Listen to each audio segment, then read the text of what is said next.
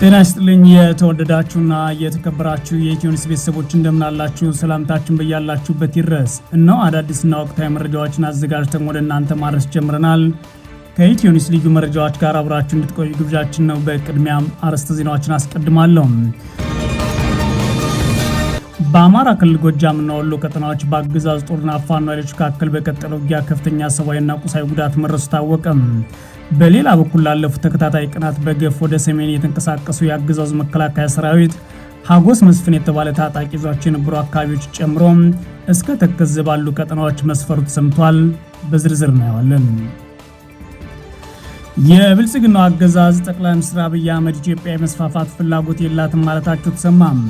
አብይ የባህር በር ማግኘት ሰብአዊ ጉዳይ ነው ሲሉም ተደምጠዋል። በሌላ በኩል የግብጽ ከፍተኛ ልዑክ ቡድን ከኬንያ ባለስልጣናት ጋር በቀይ ባህርና በአፍሪካ ቀንድ አሁናዊ ጉዳዮች ላይ መምከሩም ተሰምቷል።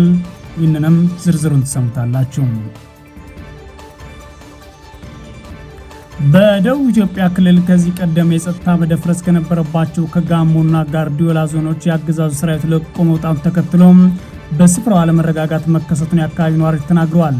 የአካባቢው ነዋሪዎች እንዳሉት ከሆነ በእነዚህ አካባቢዎች ወደ ሰሜን ኢትዮጵያ የአገዛዙ ጦር መንቀሳቀሱ ተከትሎ ከፍተኛ ግጭትና አለመረጋጋት ተከስቷል ተብሏል። በዝርዝር እናየዋለን። የቱርክ ፕሬዝዳንት ረሲፕ ጣይብ ኤርዶዋን በብልጽግናው አገዛዝ ጠቅላይ ሚኒስትር አብይ አህመድ ግብዣ መሰረት ለይፋዊ ጉብኝት አዲስ አበባ ገብተዋል። የአብይ አህመድ የጦርነት እቅድ ማስፈጸሚያ ዋና የጦር መሳሪያ አቅራቢ ሆና የምትጠቀሰው ቱርክ ፕሬዝዳንት ረሲፕ ጣይብ ኤርዶዋን በአሁኑ ሰዓት በአዲስ አበባ ይገኛሉ። ከኢራን ጋር በሚደረገው ድርድር ላይ በተዘዋዋሪ ይሳተፋሉ ብለዋል ትራምፕ። የአሜሪካው ፕሬዝዳንት ዶናልድ ትራምፕ የአሜሪካና ኢራን ድርድር በጄኔቫ ከመጀመሩ በፊት በተዘዋዋሪ ይሳተፋሉ ሲሉ ተናግረዋል። የተወደዳችሁና የተከበራችሁ የኢትዮኒውስ ቤተሰቦች ወደ ዝርዝሩ አልፋለሁ፣ አብራችሁን ቆዩም። በአማራ ክልል ጎጃምና ወሎ ቀጠና በአገዛዙ ጦርና ፋኖ ኃይሎች መካከል በቀጠለው ውጊያ ከፍተኛ ሰብአዊና ቁሳዊ ጉዳት መድረሱ ሰምቷል። ላለፉት ተከታታይ ቀናት በገፍ ወደ ሰሜን የተንቀሳቀሰው የአገዛዙ መከላከያ ሰራዊት ሀጎስ መስፍን የተባለ ታጣቂ ይዟቸው የነበሩ አካባቢዎች ጨምሮ እስከ ተከዜ ባሉ ቀጠናዎች መስፈሩን ተሰምተዋል። በዛሬው ዕለት የካቲት 10 2018 ዓ.ም የፋኖ ኃይሎች በጎጃም ቀጠና ከሞጣ ከተማ በመንቀሳቀስ ወደ አጋሞሃ ለመግባት ከሞከረ የአገዛዙ ጦር ጋራ ውጊያ ማድረጋቸውን የፋኖ የመረጃ ምንጮች ለኢትዮኒውስ ተናግረዋል። የአገዛዝ ጦር በሌሊት ከሞጣ ከተማ ተንቀሳቅሶ በፋኖ ኃይሎች ላይ ተኩስ መክፈቱን ተከትሎ በተደረገው ውጊያ ሰብአዊና ቁሳዊ ጉዳት መድረሱ ነው የመረጃ ምንጮች አክለው የተናገሩት። በፋኖ የፊት ለፊት ውጊያ ጉዳት የደረሰበት የአገዛዝ ጦር ታዲያ የንጹሃንን መኖሪያ አካባቢ በከባድ መሳሪያዎች የመደብደብ ጉዳት አርሷል ተብሏል። በተመሳሳይ በምዕራብ ጎጃም ዞን ፍኖተ ሰላም ከተማ ዙሪያ በተደረገው ውጊያ በርካታ የአገዛዙ ጦር አባላት የሞትና የአካል ጉዳት ደርሶባቸዋል ሲል የአማራ ፋኖ ብሔራዊ ንቅናቄ ቴዎድሮስ ዕዝ አስታውቋል። የካቲት 9 2018 ዓ.ም በፍኖተ ሰላም ዙሪያ ጃቢ ጠናን ወረዳ ማክሰኝት አካባቢ በተደረገ ውጊያ ነው የፋኖ ኃይሎች በአገዛዙ ጦር ላይ ከባድ ጉዳት ማረሳቸውን ያስታወቁት። በውጊያው በተለይም የአድማ ብተናና ሚኒሻ አባላት ከፍተኛ ጉዳት እንደደረሰባቸው አፋብን አስታውቋል።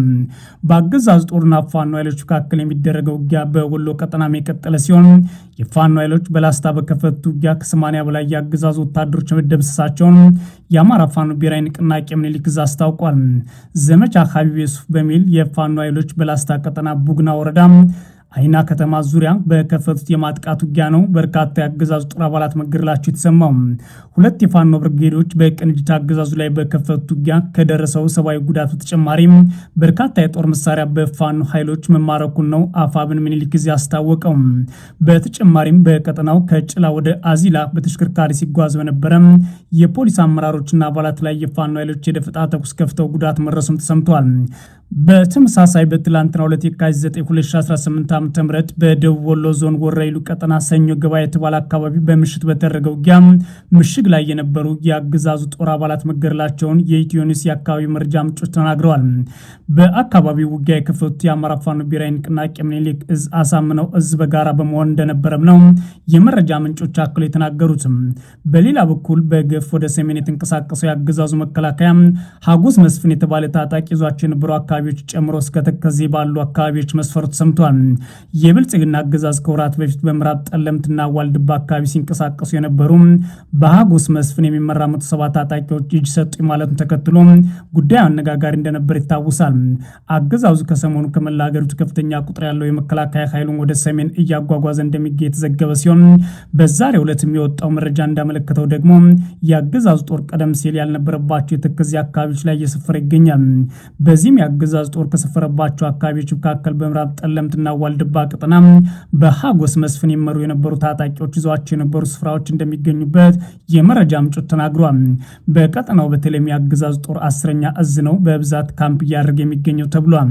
የአገዛዙ ጦር በሰሜን ምዕራብ ቀጠና የአማራና ትግራይ አዋሳኝ አካባቢዎች ሙሉ ለሙሉ እየዘጋ እንደሚገኘው የመረጃ ምንጮች አክል የተናገሩትም የብልጽግና አገዛዝ ላለፉት ተከታታይ ቀናት ከፍተኛ ቁጥር ያለው ሰራዊትና የጦር መሳሪያ በተለያዩ አቅጣጫዎች ወደ ሰሜን ማጓጓዝ ተከትሎ በርካቶች በቀጠናው ጦርነት ሊከፈት ይችላል በሚል ስጋታቸውን በመግለጽ ላይ ይገኛሉ። የብልጽግናው አገዛዝ ጠቅላይ ሚኒስትር አብይ አህመድ ኢትዮጵያ የመስፋፋት ፍላጎት የላትም አሉ። አብይ የባህር በር ማግኘትን ከመስፋፋት ጋር እንደማያያይዙትና የሰብአዊነት ጉዳይ እንደሆነም ጽፈዋል። በሌላ በኩል የግብጽ ከፍተኛ ልዑክ ቡድን ከኬንያ ባለስልጣናት ጋር በቀይ ባህርና በአፍሪካ ቀንዳውናዊ ጉዳዮች ላይ መወያየትን ተሰምቷል። የብልጽግናው ጠቅላይ ሚኒስትር አብይ አህመድ የረመዳን ጾም መጀመር በማስመልከት የካቲት 2018 ዓ.ም በአረበኛ ቋንቋ ባስተላለፉት መልእክት ኢትዮጵያ የመስፋፋት ፍላጎት የላትም ማለታቸውን የተዘገበው ቢቢሲ አረበኛውን ተርጉሞ ይዞት እንደወጣው እንደሆነ አብይ አህመድ በዚህ መልእክታቸው ላይ ኢትዮጵያ የታማኝነት የእውነት ምድር ሲሉ ጠርተዋታል ብሏል። የጎረቤቶቿ ደህንነት አደጋ ላይ እንደማጥልም እወቁ ማለት ጽፈዋል። አብይን ያሉት በኢትዮጵያና በኤርትራ መካከል ጦርነት ይቀሰቀሳል በሚል ውጥረት ባየለበት ወቅት ሲሆን ጠቅላይ ሚኒስትሩ እንደዚህ አይነት አሳሳች ሀሳቦችን የሚሰነዝሩት በአብዛኛው የዲፕሎማሲና ወታደራዊ ስልታቸውን ለመቀየስ እንዲመቻቸው እንደሆነ ይታወቃል። ኢትዮጵያ የባህር በር የማግኘት የህልውና ጉዳይ ስትል ከገለጸች ወዲህ ሁለቱ ሀገራት መካከል ያለው ግንኙነት ሻክሮ ወደ ቃላት ጦርነት አድጎ ወታደራዊ ዝግጅቶችም እየጦፉ ባሉበት ሂደት ነው አብይ አህመድ መስፋፋት ውስጥ አንገባም፣ የሰብአዊነት ጉዳይ ነው ማለት ጉዳዩን ዝቅ ለማድረግ የሞከሩት። እንደ እውነት ምድር ወራሽነታችን ለመላው ዓለም ማረጋገጥ የምንፈልገው ኢትዮጵያ መሬት የመውረር የመስፋፋት ፍላጎት እንደሌላትና የጎረቤቶቿን ደህንነት አደጋ ላይ እንደማጥል ነው ማለት ጽፏል። አብይ የውሃ ሀብታችን ተጠቅመው ለመልማት ያለን ፍላጎት በምን መልኩ የሌላውን ድርሻ የመቀነስ አይደለም ሲሉም ለግብጽ ምላሽ በሚመስል መልኩ ጠቁመዋል። ኢትዮጵያ፣ ግብጽና ሱዳን በታላቁ ህዳሴ ግድብ አሰራርና የውሃ ሙሌት ላይ ለዓመታት ድርድር ሲያደርጉ ቢቆዩም ሁሉንም የሚያስማማ መቋጫ ላይ ግን ሳይደርሱ ቀርተዋል። አባይ ታላቅ መለኮታዊ ስጦታ ነው ያሉት አብይ አህመድ በጽሁፋቸው ከግጭት መድረክ ይልቅ የትብብር ድልድይ ይሆናል በማለት ሁሉም ከዚህ ወንዝ በፍትህና እኩልነት መጠቀም አለበት ሲሉ ጽፏል። ግብጽ የታላቁ ህዳሴ ግድብ ግንባታን በመቃወም ለዓመታት ብሔራዊ ጥቅሟን ይነካል የሚል ስጋቷን እስከ ዋይት ሀውስ ድረስ አስተጋብታለች። ኢትዮጵያ ደግሞ ለጎረቤቶቿ ታማኝ ሆና ትኖራለች የሚሉት ጠቅላይ ሚኒስትር አብይ ማንም አትጎዳም፣ በኢፍታዊነት ፊት በዝምታ አትቀመጥም፣ የማንንም ድርሻ ለማሳነስ አትፈልግም በማለት በእንኳን አረሳቸው መልእክቱ ላይ አስፍረዋል። ኢትዮጵያ ዛሬ ከ130 ሚሊዮን በላይ የሚሆን ህዝቦቿ ከድህነት ለማውጣት ትግል እያደረገች ነው የሚሉት ጠቅላይ ሚኒስትሩ በሀገር ውስጥ ዋነኛ ስራቸው ጦርነት መሆኑን በዚሁ ጽፋቸው ክደዋል። ጦርነትን እንደ ዋና ስራ ይዘው በመያዝ በተለይም ኢትዮጵያን ወጣቶችን ለውጊያ በመልመል በአጠቃላይ ለ20 ዓመታት ውጊያ ማድረግ እችላለሁ፣ 10 ቢሊዮን ዶላር ጭምር በጅቻለሁ ማለት የሚናገሩት ጠቅላይ ሚኒስትሩ በዚህ በአረበኛ ጽፋቸው ግን አካባቢዋን የምትመለከተው በውህደት እንጂ በመስፋፋት አይን አይደለም ሲሉ ተናግሯል። የተፈጠሩ ስህተቶችን ጭምር እናርማለን፣ ከዚህ በፊት ሄደን የቀይ ባህር ወደብን ጭምር እናስመልሳለን። አሁን ላይ እኛ ከተነሳን ምናልባትም የአንድ ዓመት ውልደታችን የሚሆን ሀገር ቁጥር ያላቸው ዜጎችን እንጨፈጭፋለን ወይም እናፈርሳለን ሲሉ የተደመጡት አብይ አህመድ ልንስፋፋ አይደለም ሰብአዊነትን ልናስከብር ነው የሚል ጽሑፍ ጽፈዋል። ደህንነቱ የተጠበቀና ፍትሃዊ የባህር ዳርቻ ለማግኘት ያለን ፍላጎት የሰብአዊ ፍላጎቶቻችንና የህዝብ ቁጥር መጨመርን የሚያገለግል ፕሮጀክት የማጠናቀቅ ጥሪ ነው ሲሉ ይህ ፕሮጀክት የሳቸው እንደሆነ ተናግሯል። አብይ አክለውም የኢትዮጵያ ባህር በር የማግኘት እንቅስቃሴ በሌላ እይታ የጎረቤቶች ሉዓላዊነትና የማይጋፋና የሌሎችን ጥቅም የማይጎዳ የአጋርነት ግብዣ ነው ብለዋል። የሰላም ቋንቋ ሲሉ የሚናገሩት ጠቅላይ ሚኒስትሩ በዚህ ጽፋቸው ላይ የጦርነት ከበሮ የሚተካበት ጊዜ መጥቷል ሲሉም ጽፈዋል። ሀብቶች ከምሽግ ወደ ጉድጓድ ቁፋር ወደ ተቋማት ግንባታ የሚሸጋገሩበት ጊዜ ደርሷል ማለት የተናገሩት አብይ አህመድ ይህንን በሚሉበት ሰዓት ግን በመላ ሀገሪቱ የሚባል ደረጃ ሰራዊታቸውን ለአዲስ ውጊያ እያዘጋጁ የሚገኙበት ሁኔታ ለመሸፈን አስበው ይመስላል። የጦር መሳሪያ ከማምረት ወደ መሬት ማልማት፣ የሰው ልጅ ከመግደል ወደ ማስተማር፣ ማሰልጠንና ማብቃት የምንሸጋገርበት ጊዜ አሁን ነው ሲሉ ጽፈዋል። ኢትዮጵያ ባለፈው ወር መጨረሻ ለኤርትራ በጻፈችው ደብዳቤ ኤርትራ ሰራዊት ተቆጣጥሯቸዋል ካላቸው የኢትዮጵያ ሉዓላዊ ግዛት እንዲወጣና ለድርድር ዝግጁ እንድትሆን ጠይቃም ነበር። ለዚህ ምላሽ ሰጠችው ኤርትራ በኩል በውጭ ጉዳይ ሚኒስቴር ጌዲዮን ጢሞቴዎስ የተጻፈውን ደብዳቤ ሐሰትና የፈጠራ ክስ ነው ስትል ውድቅ አድርገዋለች።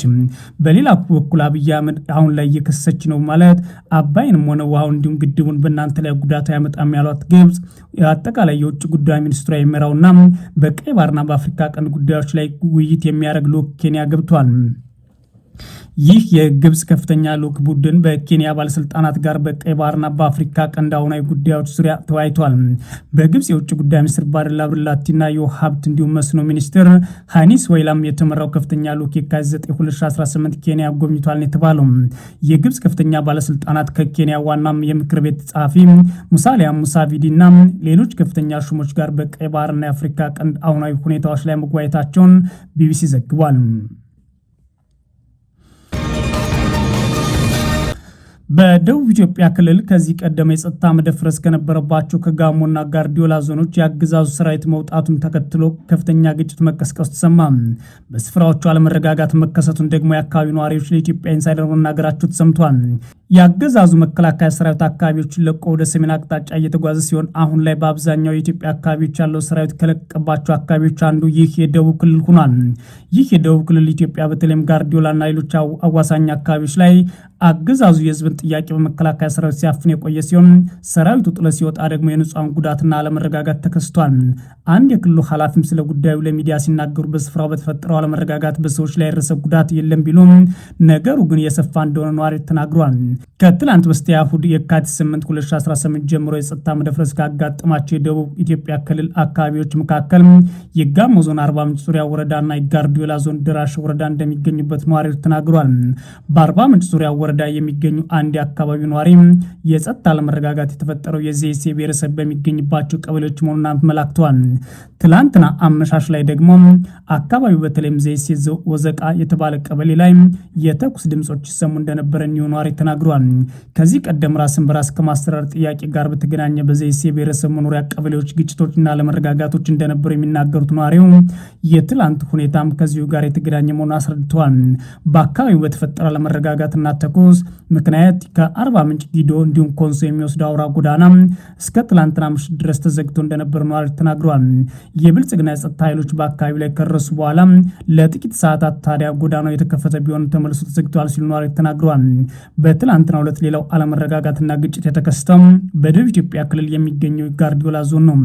በዚህ ዞን ውስጥም በደራሽና ወረዳ ስር የሚገኙ 3 ቀበሌዎች ውስጥ የእርስ በርስ ግጭት መኖሩን ሁለት የአካባቢ ነዋሪዎች ለኢትዮጵያ ኢንሳይደር ተናግረዋል። አገዛዙ ጦሩን በተለይም ደግሞ ኤርትራን ሞጋለው በትግራይም ውጊያ አድርጋለው ፋኖንም ከባለው በሚል ወደ ሰሜን እያስገባ ሲሆን ሌሎች አካባቢዎች ያሉ አጠቃላይ ሁኔታዎች እየተቀየሩና አገዛዙም ደግሞ አካባቢውን ህዝቡ እንዲጠብቅ ክልሎችን በራሳቸው ሚኒሻ አካባቢያቸው እንዲጠብቁ ትዕዛዝ ማውረዱ መዘገባችንም ይታወሳል። የቱርክ ፕሬዝዳንት ረሲፕ ጣይብ ኤርዶዋን በብልጽግናው አገዛዝ ጠቅላይ ሚኒስትር አብይ አህመድ ግብዣ መሰረት ለይፋዊ ጉብኝት አዲስ አበባ ገብተዋል። የአብይ አህመድ የጦርነት እቅድ ማስፈጸሚያ ዋና የጦር መሳሪያ አቅራቢ ሆና የምትጠቀሰው ቱርክ ፕሬዝዳንት ጣይብ ኤርዶዋን በአዲስ አበባ ይገኛሉ። ፕሬዝዳንት ኤርዶዋን ዛሬ ማክሰኞ የካቲት 10 2018 ዓ.ም አዲስ አበባ ቦሌ ዓለም አቀፍ አውሮፕላን ማረፊያ ሲደርሱ የብልጽግናው ጠቅላይ ሚኒስትር አብይ አህመድ አቀባበል አድርገውላቸዋል። ፕሬዝዳንት ረሲፕ ጣይብ ኤርዶዋን በኢትዮጵያ በሚኖራቸው ቆይታ የሁለትዮሽ ቀጠናዊና ዓለም አቀፋዊ ጉዳዮች ላይ ውይይት እንደሚያደርጉ የእሳቸው ጽሕፈት ቤት ይፋ ያደረገ ሲሆን ነገሩ ግን ምን ጉዳዮችን የያዘ እንደሆነ ግን በተጨባጭ ቀረበ አልሆነም። የብልጽግናው ጠቅላይ ሚኒስትር ባለፉት ወራት የበርካታ ሀገራት መሪዎችና ፖለቲከኞች ወደ አዲስ አበባ እየደገሰ የሚጠራና አሁን ላይም እራት ብሎ ማለት ግብዣ ከመፈጸምና በጎዳና ላይ ፎቶ ከመነሳት ውጭ ይህ ነው የተባለ ለሀገሪቱ የሚጠቅም ስምምነት ሆነ ድጋፍ ሲደረግ የሚታይበት የዲፕሎማሲ ሂደት አይደለም በማለት ብዙዎቹ ተቻሉ። በሀገሪቱ አብይ የሚያደርጋቸው ደም አፋሳሽ ጦርነቶች በቀጥታ ተሳትፎ ባይሆን በዱቤ ጭምር ድሮንና ሌሎች የጦር መሳሪያዎችን በመስጠት የምትሳተፈው ቱርክ ፕሬዝዳንት ልክ እንደ ሌሎቹ ሁሉ አብይኑና አዲስ አበባን ተመልክቷት ጎዳናና ሎጆችንም ኤሊ በሚል በተደረገ አመታትና በወሰደ ደጅ መጽናት ጭምር ነው የመጡት ተብሏል። ከኢትዮጵያ ጋር ጥብቅ ግንኙነት ያላት የቱርክ ፕሬዝዳንት ከአብይ ጋር ከሚያደርጉት ውይይት በተጨማሪም የተለያዩ ስምምነት ሰነዶች እንደሚፈረም በኢትዮጵያ መንግስት በኩልም ተገልጿል። ነገር ግን ሰነዶቹ ምን ጉዳይን የያዙ ናቸው የሚለው ግን ይፋ አልሆነም። አብይ አህመድና ኤርዶዋን ከተቀበሉ በኋላ በማህበራዊ ሚዲያ ገጻቸው ላይ በሰፈረ መልእክታቸው ላይ በቱርክና በኢትዮጵያ መካከል ያለው ጥልቅ የአጋርነት ጥንካሬ የሚያንጸባርቅ ነው ማለታቸው የሀገር ውስጥ ሚዲያዎች ዘግቧል። አብይ ጨምረውም ታዲያ ሀገራትን ትብብር ይበልጥ የሚያጠናክር ውጤታማ ውይይት ይደረጋል ብለዋል። አሁን የቱርክ ፕሬዚዳንት ወደ አዲስ አበባ የመጡት በሱዳን ውስጥ ባለ ጦርነት አሰላልፍ ላይ ከፍተኛ ትችት የገጠማት አረብ ኤምሬትን ለመጎብኘት እቅድ ይዘው ከተሰረዘባቸው በኋላ ነው። የኤምሬት የጉብኝት እቅድ የተሰረዘው የኤምሬት ገዢ ቢን ዛይድ በመታመማቸው ምክንያት ሲሆን ወደ አዲስ አበባ አብይ የጠራቸው ኤርዶዋን ግን በቀጠናው ሁኔታ ላይ ከአብይ ጋር ሊወያዩና ጥቅማቸውን ለማስከበር አቋማቸውን ሊያሳውቅ ይችላሉ ተብሎ ይጠበቃል። ፕሬዚዳንቱ አብይ አህመድ ከሶማሌላንድ ጋር የገባውን ውል እንዲሰርዝና የሶማሊያን አንድነት የሚያከብሩ እንዲገባ በአንካራ ያስፈረሙ ሲሆን በሶማሊያ አንድነት ላይ ቱርክ ጠንካራ አቋም ታንጸባርቅ ሀገር ከሆኑት መካከል ቀዳሚዋ ናት። ቱርክ ከዚህም ባለፈ በሶማሊያ ነዳጅ ቁፋሮ የጀመረች ሲሆን በሱዳን ጦርነትም ከግብጽ ከሳውዲ ጎን በመሰለፍ ከአብይ አህመድና ከኤምሬትስ በተቃራኒ ጀነራል አልቡላን እየደገፈች ትገኛለች። ከኢራን ጋር በሚደረገው ድርድር ላይ በተዘዋዋሪ ይሳተፋሉ አሉ ትራምፕ። የአሜሪካ ፕሬዚዳንት ዶናልድ ትራምፕ የአሜሪካና ኢራን ድርድር በጄኔቫ ከመጀመሩ በፊት በተዘዋዋሪ ይሳተፋለሁ ሲሉ ተናግረዋል። በሁለቱ ሀገራት መካከል የሚደረገው ድርድር አይሳካም ብለው ያስቡ እንደሆነ የተጠየቁት ፕሬዚዳንቱ ከስምምነት ላይ መድረስ የሚፈልጉ ይመስለኛል፣ ባለመስማማት የሚመጣውን መዘዝ መቀበል የሚፈልጉ አይመስለኝም ብለዋል። ኢራን እጅግ ጠንካራ ተራዳሪ ናት፣ ለበጎም ሆነ ለክፉ ያሉት የዩናይትድ ስቴትስ ፕሬዚዳንት መጥፎ ተራዳሪ ናት፣ ምክንያቱም የኒውክሌር ተቋማትን ለማውደም ቢ2 ጦር አውሮፕላን ከመላካችን በፊት ልንስማማ እንችል ነበር። አሁን ግን የበለጠ ኃላፊነት የሚሰማቸው ይመስለኛል፣ ስምምነት ላይ መድረስ ይፈልጋሉ ብለዋል። ፕሬዚዳንቱ ይህን ከተናገሩ ከጥቂት ሰዓታት በኋላ የኢራን ውጭ ጉዳይ ሚኒስትር ቃል አቀባይ በድርድሩ ላይ ያላቸውን ተስፋ ገልጸዋል። ቃል አቀባዩ ዩናይትድ ስቴትስ ከዚህ በፊት ከነበረው በተሻለ አሁን የበለጠ ምክንያታዊ ነች ሲሉ ተደምጠዋል። በኢራንና በአሜሪካ መካከል የሚደረገው ሁለተኛ ዙር ድርድር ማክሰኞ በጄኔቫ ዛሬ ይጀምራል ተብሎ ይጠበቃል። የእስራኤሉ ቤንያሚን ኔታንያሁ ከድርድሩ መጀመር አስቀድሞ የኢራን ማበልጸግ ሙሉ ለሙሉ ማስወገድና የበለጸገውን ዩራኒየም ሙሉ በሙሉ ከሀገሪቱ እንዲወጣ በድርድሩ ላይ መካተት አለበት ሲሉ ተናግረዋል። አክለውም ድርድሩ የኢራን ባሊስቲክ ሚሳይል ማካተት አለበት ሲሉ አስተያየታቸውን ሰጥተዋል ማለት ቢቢሲ ዘግቧል። የተወደዳችሁና የተከበራችሁ የኢትዮ ኒውስ ቤተሰቦች መረጃዎቻችን እነዚህ ነበሩ። መልካም ጊዜ እመኛለሁ።